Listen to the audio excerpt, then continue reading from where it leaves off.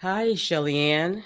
Thank you so much for joining myself, Yet Stand Inc., which is my nonprofit organization. And this is our Thrive, Flourish, and Prosper Survivor interviews. And it's good seeing you again. I know it's been a long time. I say again, we actually didn't get to meet, but we have talked. Yes, we have. So, yeah, so it's good to actually see your face. And thank you for joining. Thank you for having me. Yeah, appreciate your willingness and courage and everything and sharing your story. Thank you. Um, so I guess I'll jump in and just start with some questions for you. Um, so I do know that you were sexually abused, and that was Yes, that was in your childhood, correct? yes, yes. And how old were you? The sexual abuse started when I was about 12 and ended when I Mm. was about 14. Wow. Okay. All right. And if it's okay to say, who was your abuser or abusers? My stepfather. Stepfather. Okay. And so you said it went on for 2 years, Yes. about 2 years or so. Okay. All right. So were you able to tell anyone, or was there anyone that was aware that maybe tried to help in any way? Um, well, I guess you have to understand that my mother hated me from birth. I Mm, was an abortion that survived. mm, Um, and so when he first started to abuse me, he would tell me, nobody cares. It doesn't matter. Go ahead and tell because you're the one that's going to go to jail. You asked for it, you know. Um, and so when I was 14, because I had nobody to go to, I did go mm-hmm, to my sister, and she said it happened to her too. But if I just forgot about it, he'd leave me alone. And he didn't, of course. And then he actually raped one of my friends. mm, And so when I was 14, when I just couldn't take it anymore, and he kept telling me he was going to kill me, and I just decided that I would take my own life because then that it would be on my own terms and it would be painless. mm. Waking up in the hospital the next day, he basically told me, "Nice try. Um, Try it again, and I'll make you watch as I kill your brother and sisters." Mm. Uh, I went. They sent me to a psychiatrist, and after a few visits with him, I told him Mhm. because he said to me, "If you tell me what happened," he said, "I know what's going on, but I can't do anything unless you tell me." And so I told him. Um, we're still not sure how it happened, but my stepfather is right. It didn't matter because it was me, and I ended up in a juvenile prison for 6 months. Wow. Wow. And this, I mean, in prison for what? We What don't was know. it? You don't I know. told. I told. Wow. Wow. So your mother knew? Yes. Yes. Okay. Okay. So your other brothers and sisters, I know you said there was another sister that he also had assaulted. Any other of the My children? brother. Okay. And where are they and how are they? Um, my brother actually, because of the podcast that I'm doing, for the first time stepped out publicly Hmm. and told his story of being sexually assaulted at 8 years old and what the ramifications of the life we were raised into had in his life. Hmm. And my sister, although extremely supportive of me and what I do, Mm-hmm. not ready yet to Yeah. make any public appearances or talk about it Really publicly. talk about it. Yeah. Yeah. Yeah. And have either of them sort of sought maybe help, counseling or anything like that? Or, I think off and on they have. yeah. I know when my brother, he was in federal penitentiary for a while, Mm, and he got a lot of counseling help there. mm-hmm. Okay. I think my sister has as well. Mm-hmm. But the fact that we talk about everything between ourselves Mm-hmm. is really healing too. Oh, good. Good. Yeah. It does help. Yeah. To be able to talk about it and have support. Right. Yeah. So what has come of your mother and stepfather? Are they still with us, or? My stepfather passed away. Fortunately, we went to court when I was 30 years old because I knew he had come to the town I was living in, and I knew he wanted access to my kids, and I couldn't allow that. So I pursued charges against him at that time, and he pled out on a deal, um, but he did go to jail. Mm. He's passed away now. Mm-hmm. My mother is very ill. I haven't spoken to her in years because I Mm. just can't. Yeah. You know, Mm-hmm. she's still very abusive, and I don't want to become her.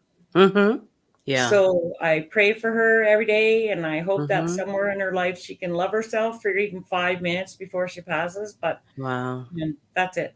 Yeah. Yeah. Wow. Okay. Um, so what about you? What, let's say, even during while it was happening, and even kind of immediately after, what was life like for you? How did you cope? Um, uh, the trauma that I went through with him, and then everything with my mother on top of it, kind of left me feeling like I had no value. I mhm, didn't matter. Anybody could do anything, say anything that they wanted, and they would be correct over what I had to say. mm, When I got out of the juvenile prison, um, I lived on the street. I lived the life with bikers who tried to save me, and they did a very good job. Um, I very dysfunctional. Started drinking alcohol every single day, yeah. just so that I didn't have to look at myself in the mirror for the Mhm, disgusting human I was, because I mm, took the blame. yeah. Because I was punished for it, I took the blame and I owned it. Yeah. Multiple marriages and divorces, and just Mhm, not good life. yeah. And at what point did that start to turn around for you? The police officer that I went to when I was 30 years old, um, I'm telling the man my story, I'm begging him for help, and he started to cry. Mm, And that tear that I saw really was a changing point in my life, that maybe I wasn't so bad, and maybe I did deserve better, and maybe I yeah. was worth more, right? Yeah. And that's when I started to change things around in my own life. Yeah. Yeah. And what did you do to change things around? What steps did you take? I quit drinking. That was the Okay. first and foremost thing. Yeah.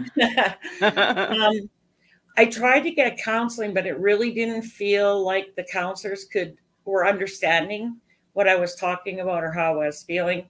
Yeah. People, I would say, I feel guilty, I feel responsible, and they'd say, but that's normal, so just get over it. And it's like, Hmm. but why is it normal? Why do I feel this way? Why do I lived suicidal for 18 years because I didn't understand. Mm-hmm.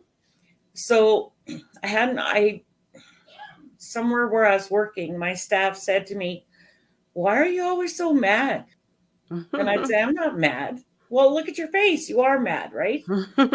So I decided to take NADAC's training as an anger resolution therapist and figure it out for myself. Mm. Wow. And it took me a long time to work myself through that program because I was literally my first client. Mm.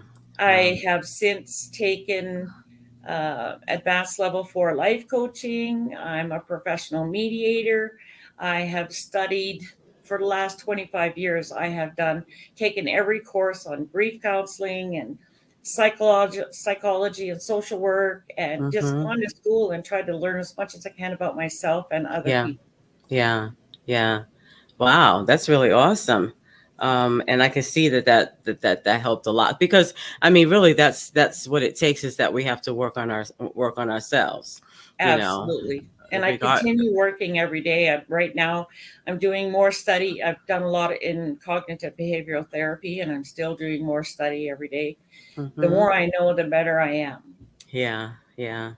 And so what kind of things do you, like you mentioned the coaching and the different things. So do you have people that you now work with, help Oh, I or over the, do.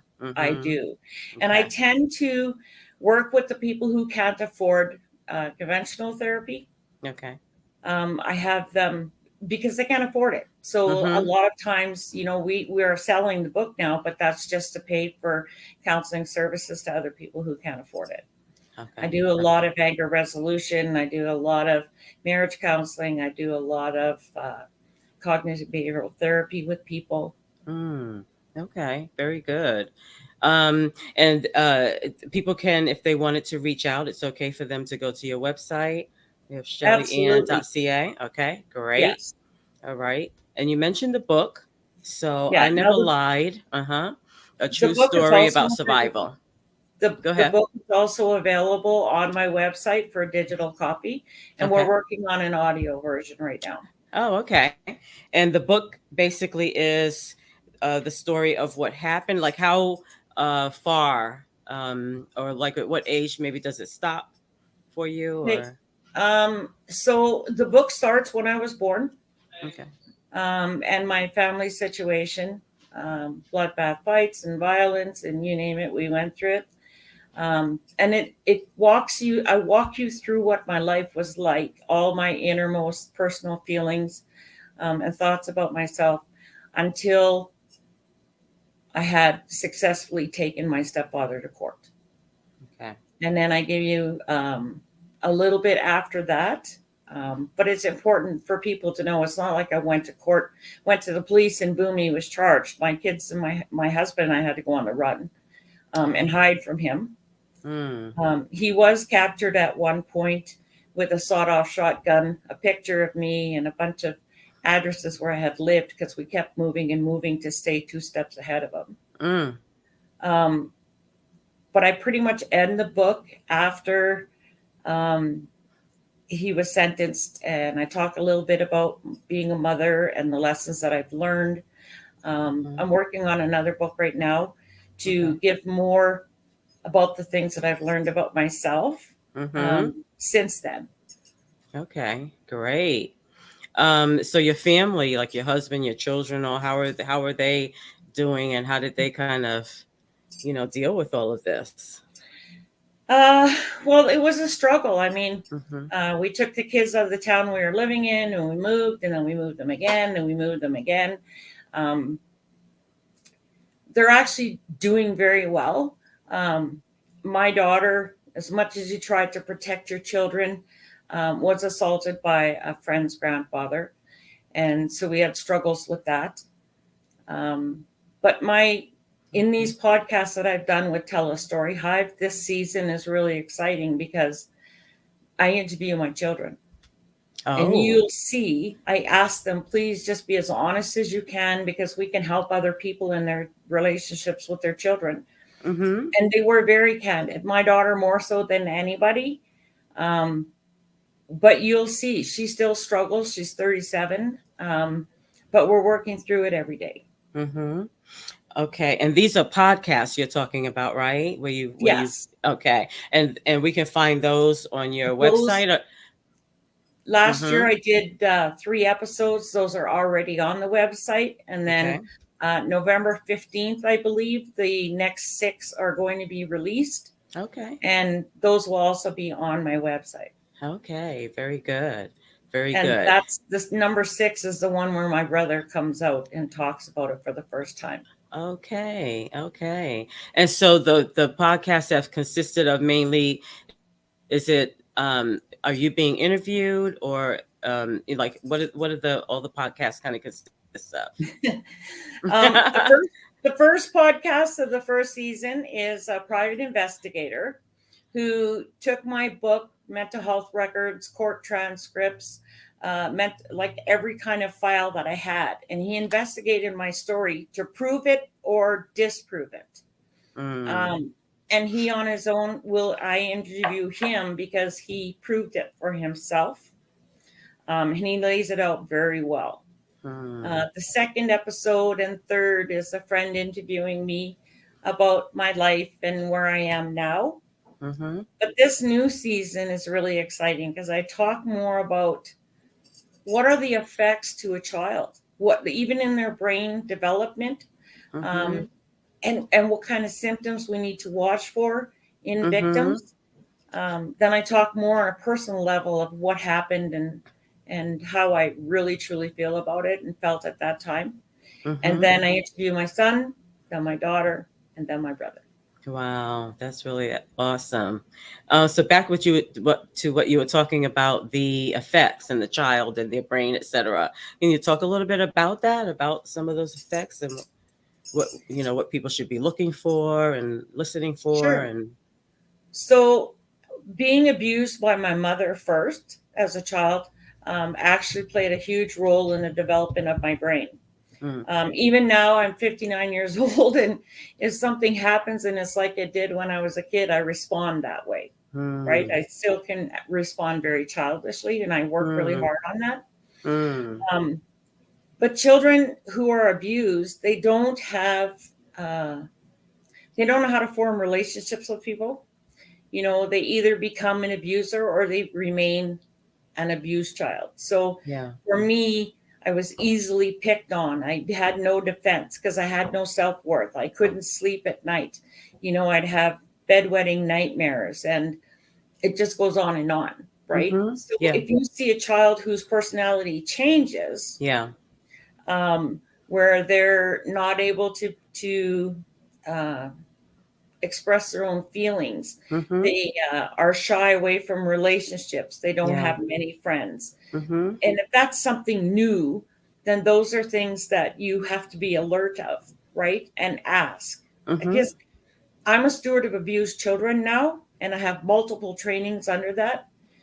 But I think and I'm a mandatory reporter, but I think it's very important that every human being become a mandatory reporter Mm, because mm-hmm. kids fall through the cracks, Yeah. and we try to help them as much as we can. As a steward of abused children, I get calls from families who say, my child just told us that something happened. What do we do? Where do we go Mm-hmm. from here? Mm-hmm. I'll meet with the family, get them in touch with the right resources, Mm-hmm. get the police involved. I've attended court with children Mm-hmm. just so that they feel a little more comfortable. You know, we all have to do our part, and that's my Yeah, part. for sure, for sure. Yeah. And I started a nonprofit, Yet Stand Inc., and those are a lot of the kind of the same things that that we're doing with that organization. It is important, and people, having that help through the steps, because you don't really know what to do, who to turn to. There's so much. I mean, and you have to go through so much just to to get help.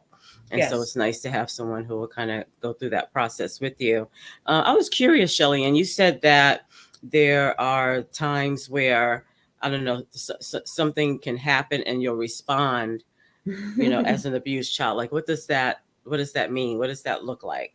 Like, Okay, so if something happened to me when I was 5, mm-hmm, right, and I've still got it trapped inside my chest, mm-hmm, um, sometimes if there's an event in my life now at my age, mm-hmm. it takes me right back to that moment. And so I can have a very, very childish response to it, Yeah, yeah, right? yeah, Where even though I'm trained and I'm healed, but I'm still healed. yeah, yeah. Sometimes I can't help it. It just kind of happens, and people look at me and go, "Wow, are you too?" Wow, Right? really?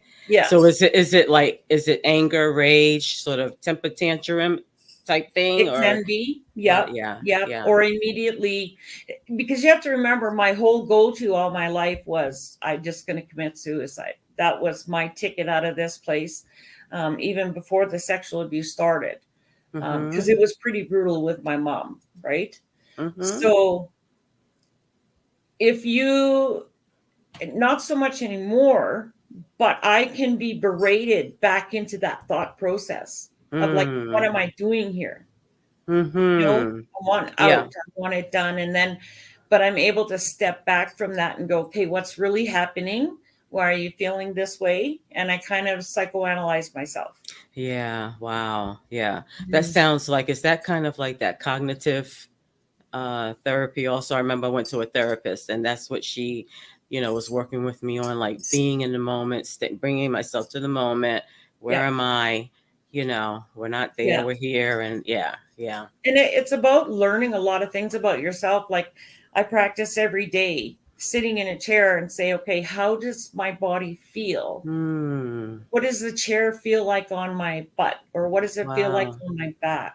Wow. Just so that I'm constantly in tune with my physical being and Yeah. I can watch for my own symptoms, kind of thing, right? Wow. Okay. Yeah. And on that note, if what would you are there suggestions that you can give like that, maybe to people who are, maybe going through, triggers in a moment, they get anxious, anxiety, nervous, scared, really when there's probably no real reason to be. Anything that you could suggest people can do in the moment to calm One of the down? best things that you can do when you start to feel yourself go out of control is just stop. Step back, step away, get away from the situation, and then look at how you're responding to it. And then Mm-hmm. you can analyze it yourself because you start to feel, I can feel when I'm getting angry. So I'm Mm-hmm. able to stop now. So the biggest thing is just learn your body, learn your emotions, learn Yeah. your physical reactions, Yeah. and then Yeah. step back and move away. Yeah. And you know what I always tell everybody is that it's okay to walk away from those who are hurting you. Mm-hmm. People who are in your life that make you cry don't have a right to be in your life. Yeah. And I think a lot of people forget that they have that right. I mean, it took me years, let me tell you. It took Mm-hmm. me years to say, okay, so you might be my mother, but I'm done. Yeah. Yeah. Because I have to own that right. Yeah. Absolutely. Yeah. Yeah, I remember there was a time when I had to do that, and kind of just really just walk away from everybody and everything. It was like self-preservation, Yes. and I just had to kind of just leave everything and leave everybody behind. I literally kind of started over, just all new life, all new people, all just had to literally start over again. And Well, like you said, it's okay, it's okay. absolutely. I come from a Métis family. So we're taught that family is family and that's it. You have to Hmm. have them in your life. You don't have a right to say go away, right? Yeah. And so one of my biggest problems with that is fighting that traditional process. Hmm. So I created a workshop for people called um, Unstuck Life After Trauma. And Hmm. it's 4 points of healing process. See it, feel it, own it, and live on. Hmm. You Yeah. have to see who Yes. actually hurt you. Hmm. You have to. I had blinders on and Yeah. it was self protection, Yeah. but I had to actually see who the people were that hurt me. Yeah. I Yeah. had to allow myself to feel it. I had to feel Hmm. the disappointment and the hurt and the trauma that my mother caused in my life, and then my Yeah. stepfather, and then other people around, right? Yeah. To own it, I had to create my own boundaries. I had to Hmm. understand that I was entitled to boundaries, Yeah. right? And then you have to be able to create them. And some of them in the beginning can be really harsh boundaries. And then you lighten up as you get more used to it, Hmm. right? But it's letting other people know I have boundaries. And if you cross it, we're done. Hmm. Right. And then the live on is about owning your boundaries and your life choices Yeah. and just living it and not Yeah. doing it with guilt or remorse. It's Hmm. about making those decisions. And sometimes you also have to give yourself the right to maybe change your boundaries a little bit, Sure. Yeah. right? Yeah. Absolutely. Yeah. Yeah, like I say, to move beyond surviving and going and move into, thrive, flourishing, and prospering, because, we deserve that. We deserve to live life to the fullest, Absolutely. and yeah, so we have to be willing to do what it takes to get there. And I think one of the hardest things is knowing that, things happen to you that were beyond your control, Yes. but now you have to deal with it. You have to figure out how to move forward. You can't change what happened, but now Yes. there's all this work and all these things, that you now have to do. Sometimes I get a little irritated about that, because it's like, Yeah. but that is what it is. In order for us to go on, to thrive, flourish, and prosper, we have to, be willing and able to take care of ourselves and The just, hardest thing I had to learn was that I was reacting to things that happened to me, yeah, not things that I did. right, right. Right? Right. Yeah. Yeah. Even when there were things that I did, but still those things that I did and those mistakes that I made, choices that I made, I'm still really responding, reacting to something that, to things that have been done to me. So it's like, what they say, when you know better, you do better, you know? Yes. Yeah. But Yeah. I also believe that oh, I forgot what I was going to say now. um, I am a product of the environment I was raised in, mhm. or I was, Yeah. until I started my healing journey. Mhm. So I recognize and accept the mistakes that I made in that Mhm. beginning portion of my life. Mhm. I have always admitted to my children when I was wrong. I've always said, man, I didn't know, Yeah. Yeah. right? Yeah. I refuse to go backward and apologize to people because you know what? I made mistakes and Mhm. I couldn't have been expected to do any more than that. But from Yeah. this day forward, I am absolutely responsible for everything that I do, Absolutely. right? Yep. Yeah. And it's about I hated myself for so many years because let's not forget, I went to prison, not him.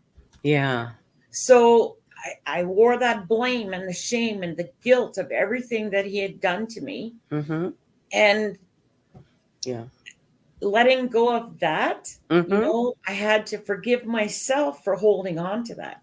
Yeah. I had to forgive myself for taking so long to learn, taking Mhm. so long to begin my healing journey. Right. Right.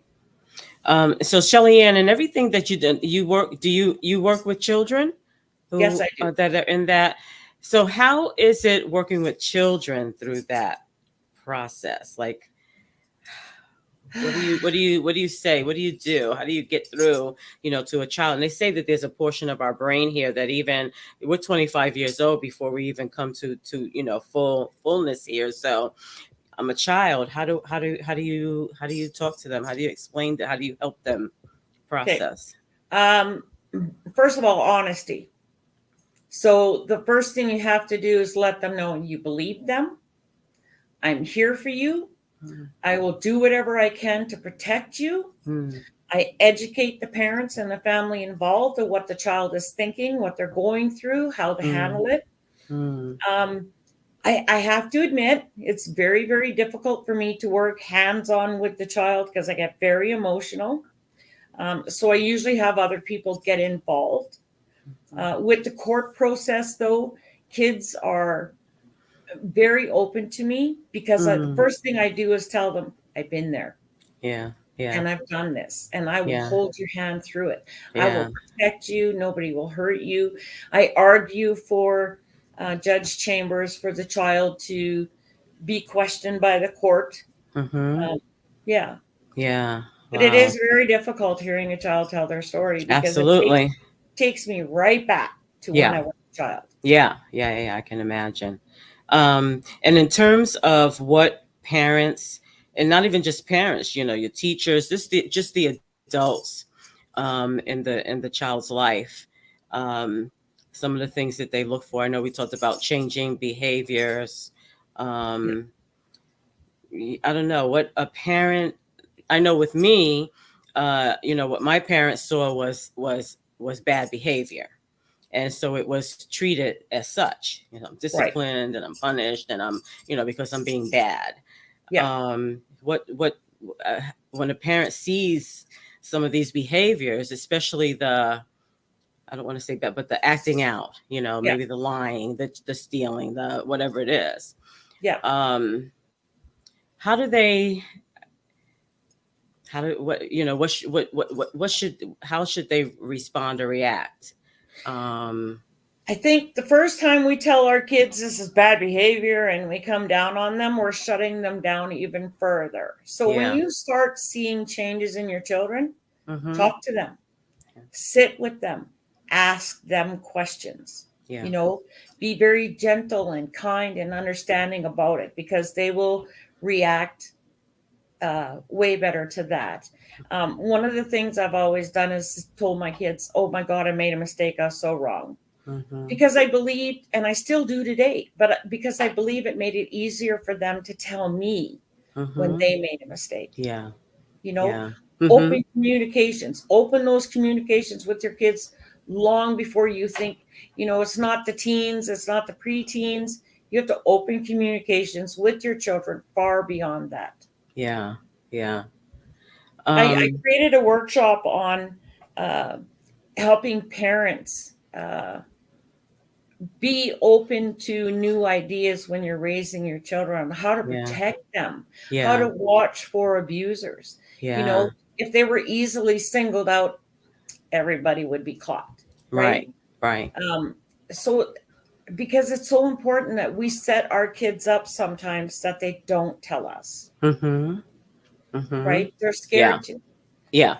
Yeah. Yeah, Yeah, I saw a saying, and it says something like, if your children can't trust you with the little things, to telling you the little things, they're little not going to mistake that trust they you may with the have big thing. made, they can't trust you right with the big things. Yeah. So our reactions and responses, play a key role in that. Sometimes the parent will look back and, you didn't tell me. Why didn't you tell me? Why? Well, You yeah, I weren't so couldn't I, open I I to them. couldn't trust you not to yell, or not to hit me, or not to punish me, or not to, Yeah.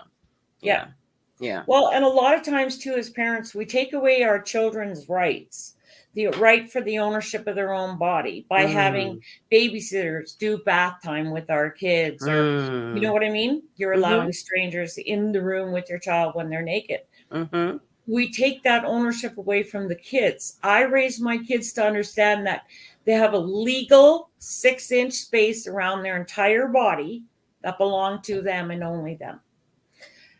I I never ever said to my kids, I love this person so much, I don't know what I'd ever do without them. Because then my Mm. kids would be afraid to tell me stuff against that person, Wow. right? Wow. And my son I used to tell them, anything that makes you feel scared, Yeah. dirty, um, I would tell my kids, then somebody's doing something wrong. Yeah. And if you don't want to tell me, you tell Auntie so and so, because she's a policeman and she carries a gun, right? And so Yeah. my son would say that I don't have to worry because my auntie has a gun, right? Yeah. Mhm. Yeah. I've always said to my kids, no matter what's going on, you can tell me. And then when they tell you little stuff first, you have to be understanding, accepting. I told my kids, if you do stuff, you might make me cry or whatever, but I always love you and I've always got your back. Yeah. Always. Yeah. Right? Mhm. Yeah. I think you raised a good point, because I think one of the hardest things is when it's someone that we all know. We know them, we trust them, we love them. I think that's one of the hardest, and so it's important that like you said, that our children know, it doesn't matter who. It doesn't matter Yeah. who. If 98% of child sexual abuse comes from people that we that know. we know. Yeah. Yeah. Right? Mhm. Um, Yeah. I helped a man who was go through anger resolution because he was beating his wife. Mm. Um, and in our meetings, it came out that his parents' best friend had done something to him. And I asked him, did you ever tell your parents? And he said, no. And I said, why not? And he goes, man, he's their best friend. They do everything together, right? Yeah. And I said to him, I said, do you think your parents love you? He said, for sure. I said, do you love them? He said, yes. I said, then don't you think they deserve the right to know who they're hanging out with? Don't you think they have the right to make that choice? Yeah. And he said, oh my God, I never thought of it. Never And thought of that. so Yeah. we called his parents and they Wow. stood beside him, Mhm. right? They did everything they had to do to help him. Wow. Yeah. Yeah, that's huge. Yes. That's huge. Yeah, yeah. And That. if that's the way we raise our children, is to know that nobody comes before them, no matter who it Mm-hmm. is. Mm-hmm. You come first in my life. So no matter what you tell me, I was a overprotective mother bear from HE double hockey sticks. And I embarrassed my kids sometimes to the point where they didn't want to tell me anything Mm-hmm. because they were scared of my reaction. And so at one point I said to them, okay, so when you have something big to tell me how you want me to react before you tell me. Mm-hmm. And then I stuck to that rule, right? Wow. My Mm-hmm. son would say, Mom, I just want to tell you something, but I don't want you to do anything and I don't want you to say anything, right? And I'd say, okay. And sometimes you're gritting your teeth and you're swallowing your fist, Mm-hmm. but you honor your child's wishes, Yeah. right? Yeah. Mm-hmm. So Shelly Ann, you mentioned helping with going to court and things like Yeah. that.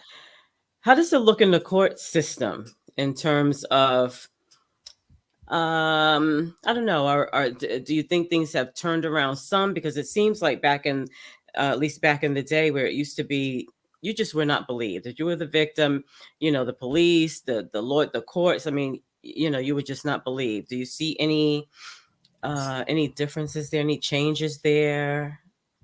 I do see some changes. In Canada, we don't have a great record.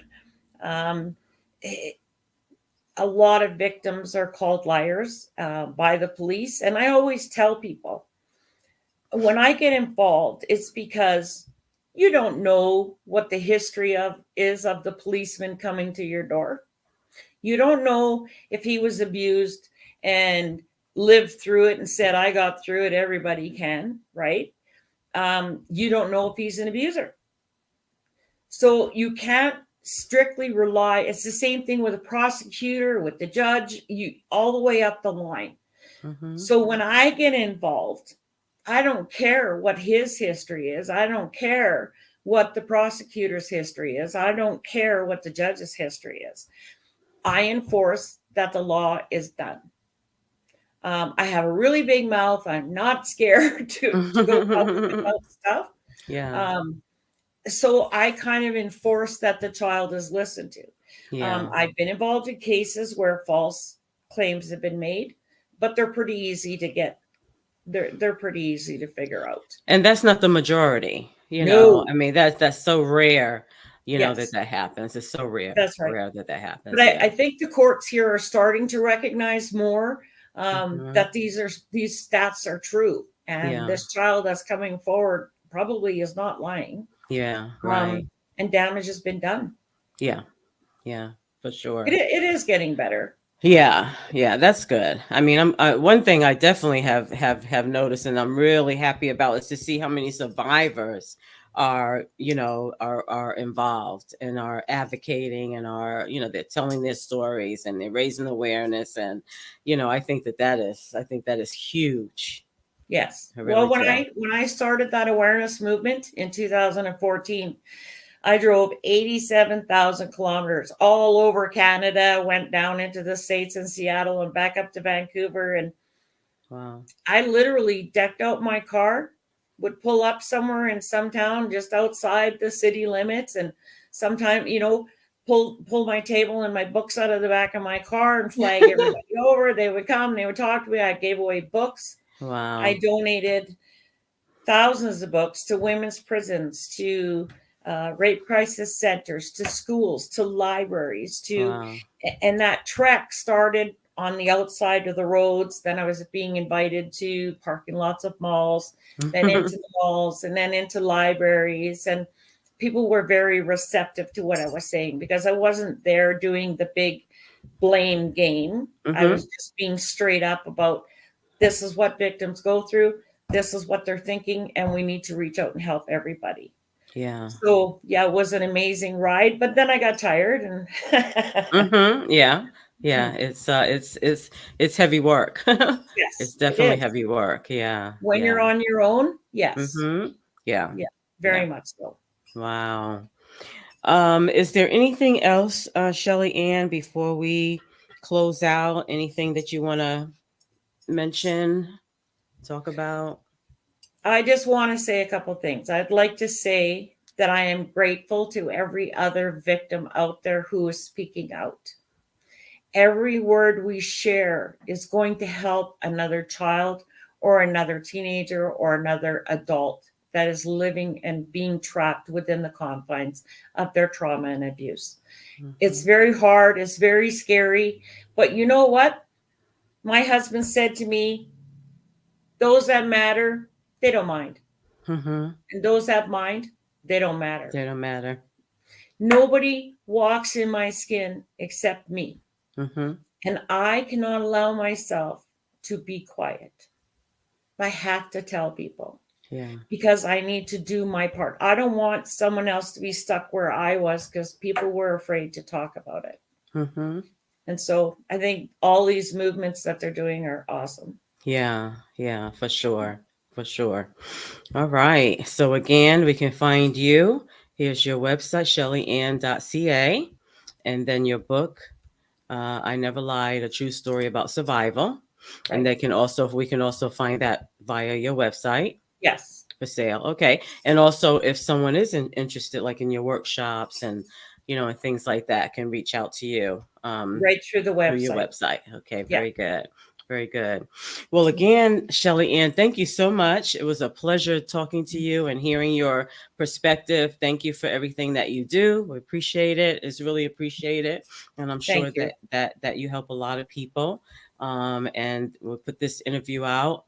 We're hoping that we're helping even more people. I hope so too. Yeah. All right. Well, I'm going to stay in touch. Okay. You And do that. yeah, definitely going to stay in touch. And Check thanks out the again. podcast. I'm sorry. Check out the Yes, podcast. I want to do that. Yeah, definitely want to Yeah. check out the podcast for sure. Yeah, Yeah. and yeah, we'll talk again soon, I'm sure. Perfect. All Thank you. right. Thank you. Take care. Bye bye. Bye bye.